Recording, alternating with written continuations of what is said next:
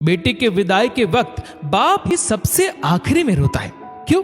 चलिए आज आपको विस्तार से बताता हूं। बाकी सब भावुकता में रोते हैं, पर बाप उस बेटी के बचपन से विदाई तक के बीते हुए पलों को याद कर कर के रोता है।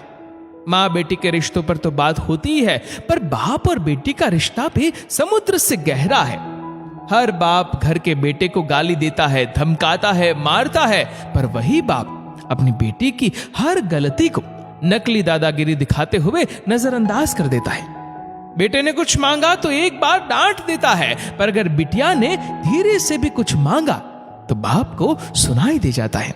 और जेब में रुपया हो या ना हो, पर बेटी की इच्छा पूरी करी जाती है। दुनिया उस बाप का सब कुछ लूट ले तो भी वो हार नहीं मानता, पर अपनी बेटी की आंख के आंसू देखकर खुद अंदर से बिखर जाए उसे बाप कहते हैं। और बेटी भी जब घर में रहती है तो उसे हर बात में बाप का घमंड होता है। किसी ने कुछ कहा नहीं कि वो बेटी तपाक से बोलती है, पापा को आने दे फिर बताती हूं। बेटी घर में रहती तो मां के आंचल में है, पर बेटी की हिम्मत उसका बाप रहता है।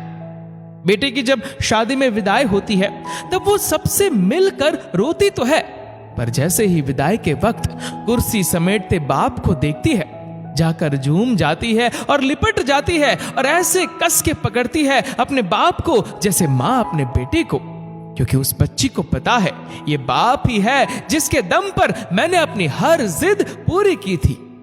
खैर बाप खुद रोता भी है और बेटी की पीठ ठोककर फिर हिम्मत देता है कि बेटा 4 दिन बाद आ जाऊंगा तुझको लेने, और खुद जानबूझकर निकल जाता है किसी कोने में, और उस कोने में जाकर वो बाप कितना फूट फूट कर रोता है, ये बात सिर्फ एक बेटी का बाप ही समझ सकता है।